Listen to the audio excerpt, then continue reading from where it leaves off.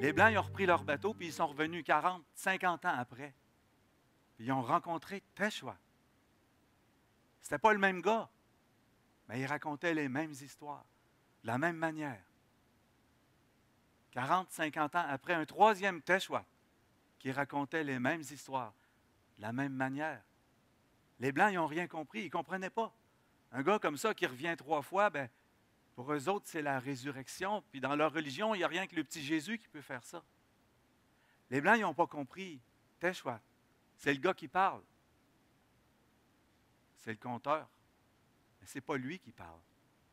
C'est l'Esprit qui choisit un corps pour raconter les histoires, pour que les histoires continuent d'avancer dans le temps, pour raconter encore, puis encore le territoire.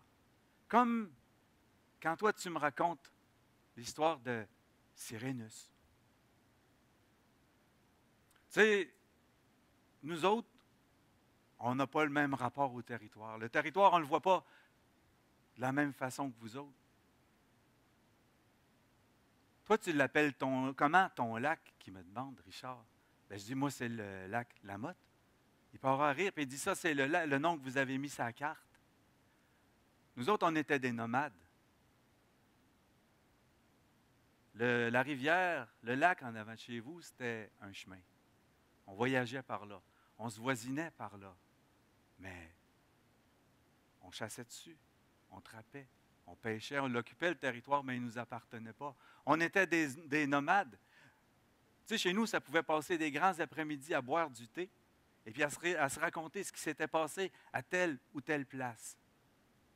Ma famille, elle ne devait pas l'appeler de la même manière que la famille Paulson ou McDougall, le lac qui est en avant de chez vous. Puis à travers le temps, ben, le lac il peut changer de nom. Pour quelqu'un, ça se peut que ça ait été le lac de l'Épervier, le Kékéko. Pour une autre famille, ben, le lac en avant de chez vous, c'est peut-être là où il y avait l'hostie d'école, à cause du pensionnat qui était situé de l'autre côté du lac. Puis pour un autre gars, ben, c'est là où j'ai vu le plus gros orignal de toute ma vie. Ou ben non, c'est là qu'est enterré mon grand-père. Le territoire, on ne le nomme pas comme vous autres.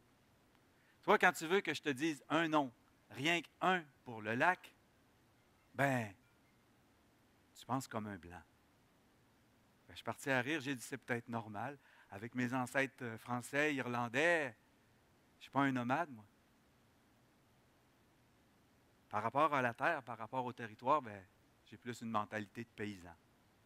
N'empêche que j'ai resté à ben des places.